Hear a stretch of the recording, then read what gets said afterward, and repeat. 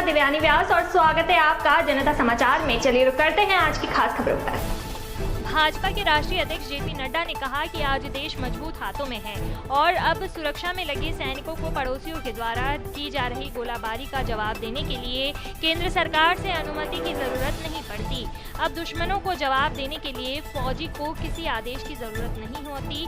फौज का मनोबल कई गुना बढ़ गया है। उत्तराखंड में अपने 2 दिवसीय दौरे के दौरान दिया रायावाल में पूर्व सैनिकों से संवाद और सम्मान समारोह में भाजपा अध्यक्ष ने कहा कि सैनिक और पूर्व सैनिक राष्ट्र की सुरक्षा में मजबूत और सजग प्रहरी है।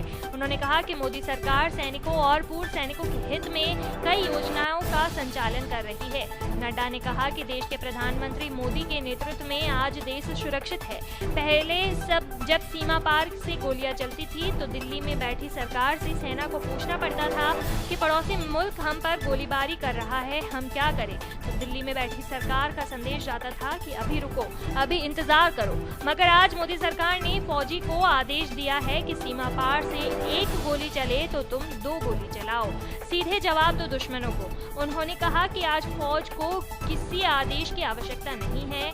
उन्होंने कहा कि दीपावली हर कोई अपने घर में अपने माता पिता, अपने भाई और अपने बच्चों के साथ मनाना चाहता है, मगर देश के प्रधानमंत्री हर साल सीमा पर सेना के जवानों के साथ दीपावली मनाते हैं। उन्होंने कहा कि सीमा पर मोदी सरकार ने 73 ऑल वेदर रोड जो कि 3812 किलोमीटर की है, उसमें लगभग अभी तक 3300 किलोमीटर की सड़कें बनाकर तैयार हो चुकी है। नड्डा ने कहा कि मेक इन इंडिया के तहत आज हम बुलेट प्रूफ जैकेट हम खुद बना रहे हैं। रक्षा सौदों में दलाली पूरी तरह से मोदी सरकार ने खत्म की है। उन्होंने कहा कि एक रैंक एक पेंशन की मांग 1972 से थी और तब से देश में कई सरकारें आई और गई, लेकिन सिर्फ मोदी सरकार ने इस और ध्यान दिया क्योंकि वो एक सैनिक का दर्द समझते हैं। कारगिल युद्ध के दौरान हुए शहीदों के पार्थिव शरीर को घर तक सम्मान के साथ लाने का काम भी अटल सरकार ने किया। राष्ट्रीय अध्यक्ष ने कहा कि उत्तराखंड देवभूमि के साथ वीर भूमि भी है और उत्तराखंड ने देश को गौरव प्रदान किया है।